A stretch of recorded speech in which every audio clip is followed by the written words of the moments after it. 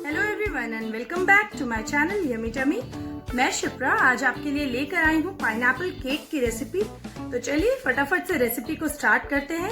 लेकिन उससे पहले एक जरूरी बात, अगर मेरे चैनल को सब्सक्राइब नहीं किया तो रेड बटन है उसे प्रेस करके सब्सक्राइब करिए और उसके बगल में बेल है उसे प्रेस करके ऑल सिलेक्ट करिए ताकि आपको सारे नोटिफिकेशंस टाइम पे मिले। अब चलिए फटाफट से रेसिपी देख लेते हैं।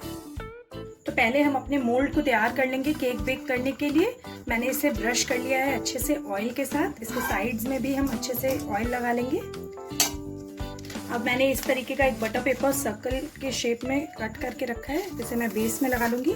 इसे लगाने से हमारा केक जो है वो बहुत अच्छे से निकल जाता है। अगर आपके पास बटर पेपर ना हो तो आप इस पे ड्राई फ्लावर यानी मैदा भी छिड़क सकते हैं। आप मेरी पिछली बेकिंग की रेसिपी देख सकते हैं। मैं इसके साइड्स में भी इस तरीके से बटर पेपर लगा लूंगी, ये ऑप्शनल है।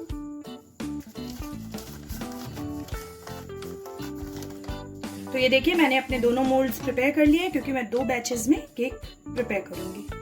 तो अब हम अपना केक बैटर प्रिपेयर करेंगे, जिसके लिए मैंने ले लिया है 50 ग्राम्स अनसॉल्टेड बटर। अगर आप सॉल्टेड बटर यूज करें तो रेसिपी में आप सॉल्ट जो ऐड करना है उसे स्किप कर देंगे। और ये मैंने लिया है पाउडर्ड शुगर 1 कप, लगभग 250 ग्राम्स। तो हम पाउडर्ड शुगर को इसमें छान करके ले लेंगे ताकि इसके अच्छे से पार्टिकल्स, हमें फाइन पार्टिकल्स मिले। तो अब हम शुगर और बटर को अच्छे से मिक्स कर लेंगे।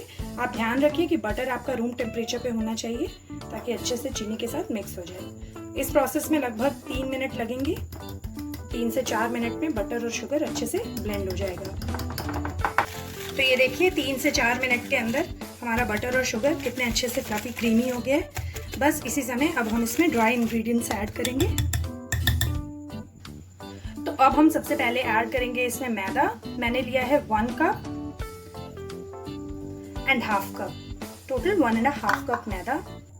साथ ही में इसमें ऐड करेंगे हम मिल्क पाउडर, जो कि मैंने लिया है हाफ कप।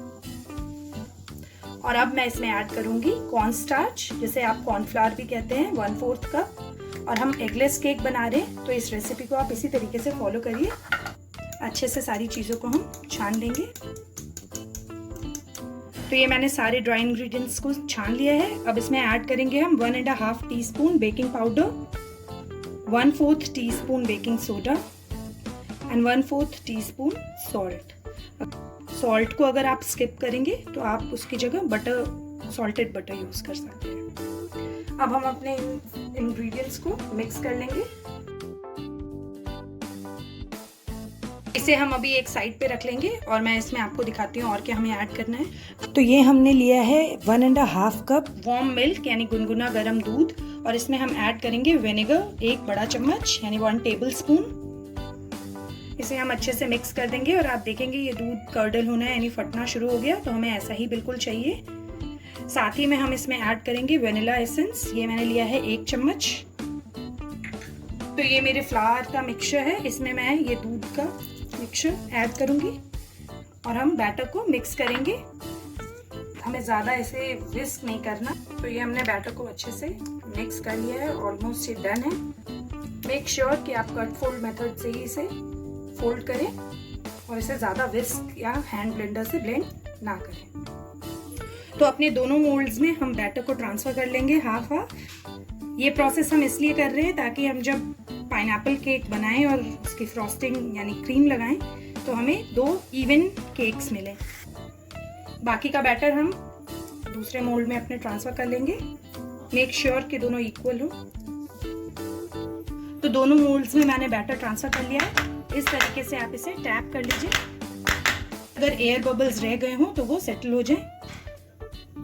मेरा माइक्रोवेव प्री हीटेड है 180 डिग्री पे 15 मिनट्स के लिए। तो अब हम इसे बेक कर लेंगे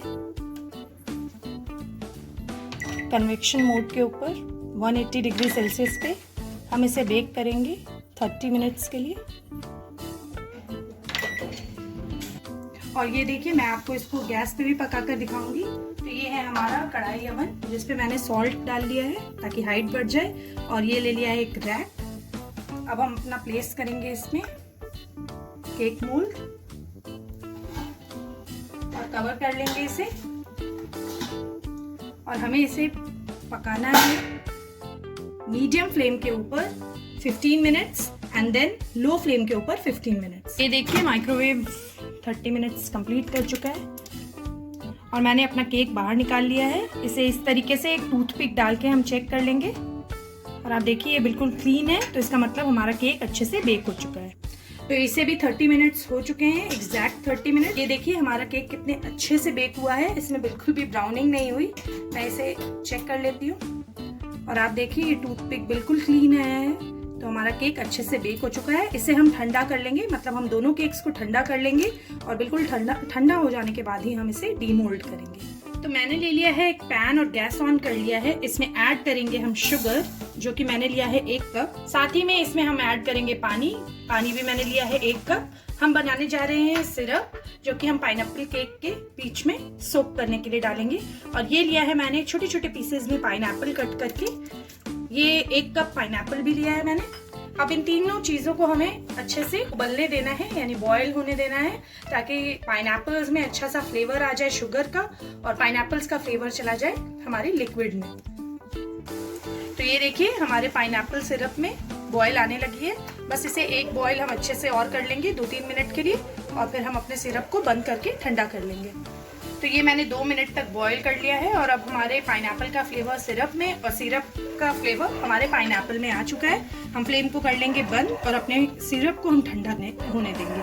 तो आज हम बनाने जा रहे हैं अपने केक के लिए बटर क्रीम फ्रॉस्टिंग, जिसके लिए मैंने अनसॉल्टेड बटर लिया है 150 ग्राम्स, और ये ठंडा है अभी, मतलब रूम टेम्परेचर पे नहीं है। हमें इसे पहले विस्कर की हेल्प से थोड़ा सा विस्क कर लेना है।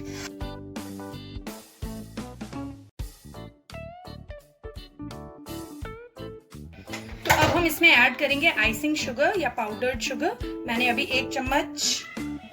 2 चम्मच आइसिंग शुगर ऐड किया है, और इसे अच्छे से विस्क कर लेंगे। शुगर अच्छे से मिक्स हो चुकी है, तो हम इसमें और डाल लेंगे 2 चम्मच शुगर और अच्छे से ब्लेंड करेंगे।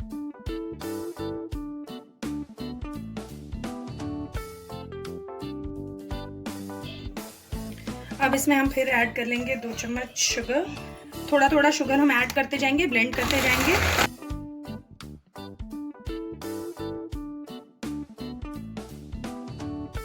अब इसमें फिर से हम थोड़ा सा शुगर ऐड कर लेंगे, लगभग 3 से 4 चम्मच।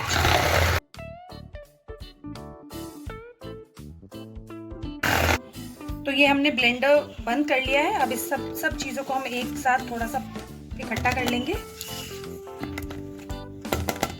और इसमें ऐड करेंगे हम शुगर।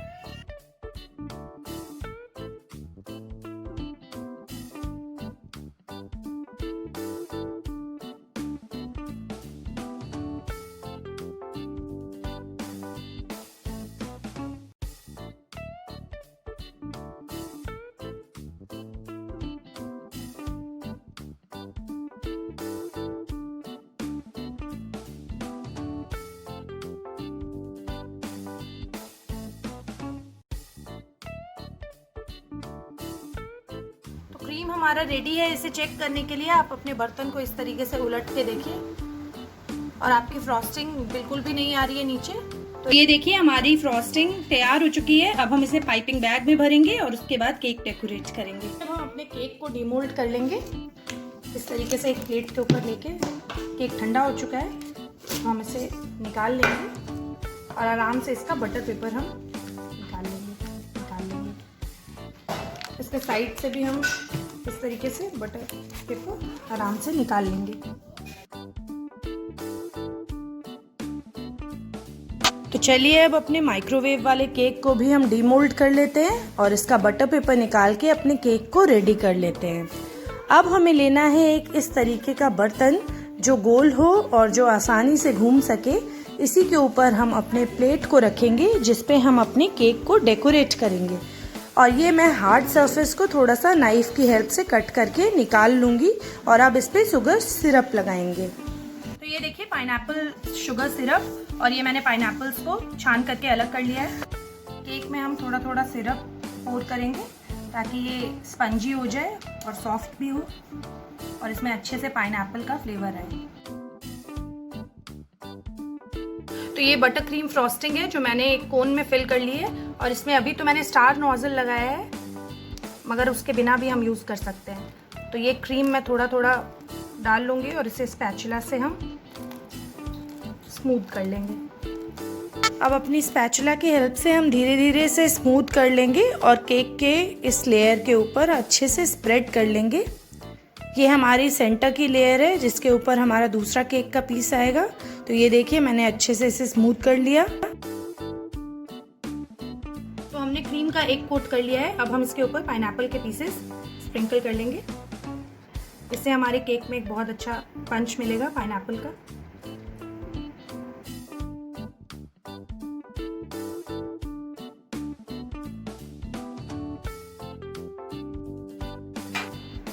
अब हम अपने दूसरे वाले केक के पीस को उल्टा करके इसमें रखेंगे। तो थोड़ा सा हम प्रेस कर लेंगे और इसके ऊपर भी हमें अब शुगर सिरप पोर करना है। इसे उल्टा करके इसलिए लगाया क्योंकि इससे हमारे केक को एक स्मूथ फिनिश मिलेगी और हमारा केक और भी ज़्यादा सुंदर लगेगा। अब हम अपने ऊपर वाले लेयर पे भी एक बटर क्रीम फ्रॉस्टिंग की लेयर लगा लेंगे।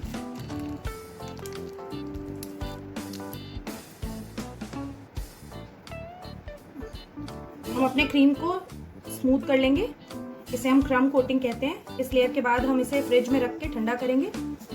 क्रम कोटिंग से हमारे केक की जो फाइनल फ्रॉस्टिंग यानी आइसिंग होती है वो आसानी से केक के ऊपर चिपकती है और स्मूथ हो जाती है। इसकी साइड्स में भी हम अच्छे से फ्रॉस्टिंग लगाएंगे और वहाँ भी हम स्मूथ कर लेंगे ताकि हर तरफ से हमारे केक की क्रम कोटिंग हो जाए और ये फ्रिज में रखने के लिए रेडी हो जाए। तो ये लेयर थोड़ी सी स्मूथ नहीं होती है, लेकिन इसके बावजूद ये अच्छे से कोट होके जब फ्रिज में ठंडी हो जाएगी तो हम इस पर आइसिंग आसानी से कर पाएंगे।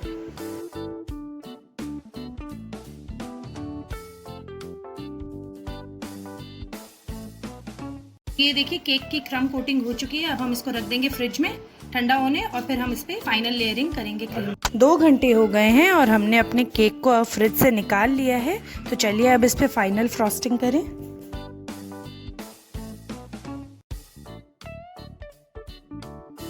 देखिए धीरे धीरे हमारा केक स्मूथ होना शुरू हो गया है। हम लोग प्रोफेशनल्स नहीं हैं तो हमें थोड़ा सा टाइम लगेगा, मगर आप आराम से करिए इसे और ये आसानी से होने लग जाएगा। और अब मैंने ये किचन में जो हमारे पास फ्लैट स्पैचुला होती है उसका यूज़ किया है अपने केक को स्मूथ करने के लिए, क्योंकि इससे भी आसानी से हमारा केक स्मूथ हो जाता है और इससे एक अच्छी फिनिश मिलती है। देखिए अब हमारे केक की ऑलमोस्ट फाइनल लेयरिंग साइड से हो चुकी है। अब हम इसके टॉप पे और फ्रॉस्टिंग डाल के टॉप को भी स्मूथ करेंगे और उसके बाद हमारी केक फाइनल फ्रॉस्टिंग होने के बाद रेडी हो जाएगी डेकोरेशन के लिए। तो बस ये 2 से 3 मिनट और लगेंगे और उसके बाद केक रेडी है। तो चलिए अब हम इसे डेकोरेट करते हैं। मैंने ले लिया है एक रेड रिबन और मैं उसके बेस में ये नीचे लगाऊंगी ताकि इससे एक स्मूथ फिनिश भी मिले और ये सुंदर भी लगे। अब मैं इसके ऊपर छोटे से ये अपने फ्लावर नोजल से फ्लावर्स बना लूँगी इसके साइड में, और इसके जो एजेस हैं उसको ब्यूटीफुली हम कोट कवर भी कर लेंगे और डेकोरेट भी कर लेंगे। तो ये देखिए कितना ब्यूटीफुल लग रहा है ये छोटे छोटे फ्लावर नोजल से बना हुआ हमारा डिज़ाइन। तो इस तरीके से हम इसके सारे एजेस को कवर कर लेंगे और इसके डिज़ाइन से हम इसे डेकोरेट कर लेंगे। ये मैंने सेंटर पे एक सर्कल थोड़ा सा मार्क कर लिया था और अब मैं इसके सेंटर में भी एक इस तरीके से डिज़ाइन बनाते हुए छोटा स्मॉल सर्कल बना लूँगी। और आप देखिए केक कितना सुंदर लग रहा है। अब इसके सेंटर पे भी मैंने ये डिज़ाइन बना ली। आप देख सकते हैं केक कितना ब्यूटीफुल है। मेरे पास रेड कलर की चेरीज़ थी तो मैं इस पे ये रेड कलर की चेरीज़ लगा के इससे भी डेकोरेट कर लूँगी। ये आपका विश है, आप किस तरीके से डेकोरेट करना चाहें, और जो भी आपको इजी लगे प्लस जो भी आपको सुंदर लगे आप उसका यूज़ करते हुए अपने केक को डेकोरेट कर सकते हैं। ये मेरे पास पाइनएप्पल के पीसेस थे जो मैंने शुगर सिरप में बॉईल किए थे, उसमें मैंने थोड़ा सा येलो फूड कलर ऐड किया था ताकि इससे एक अलग कलर मिले हमारे केक को, और बाकी के पाइनएप्पल पीसेस हैं जो विदाउट कलर मैंने ऐड किया है। साइड के लेयर पे भी हम चेरीज़ यानी टूटी फ्रूटी लगाकर डेकोरेट कर लेंगे और ऑलमोस्ट हमारा केक रेडी है।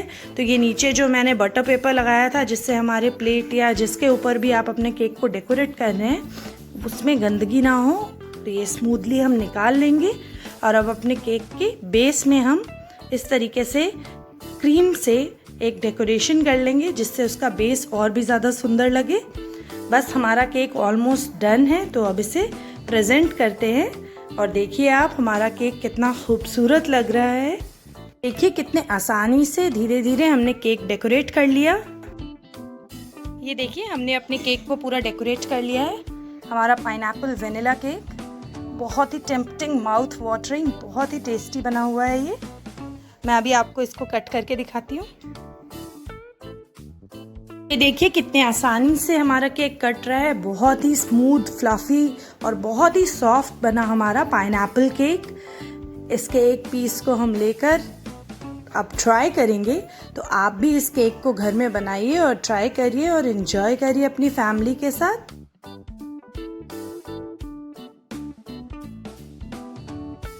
तो ये थी फ्रेंड्स हमारे पाइनएप्पल केक की रेसिपी। आप भी बनाइए इस तरीके से घर पर ही पाइनएप्पल केक और डेकोरेट करिए अपनी मनपसंद डेकोरेशंस के साथ और बनाइए अपने हर ओकेजन को और भी स्पेशल। फिर मिलते हैं किसी अच्छी और इंटरेस्टिंग रेसिपी के साथ, तब तक के लिए बाय बाय।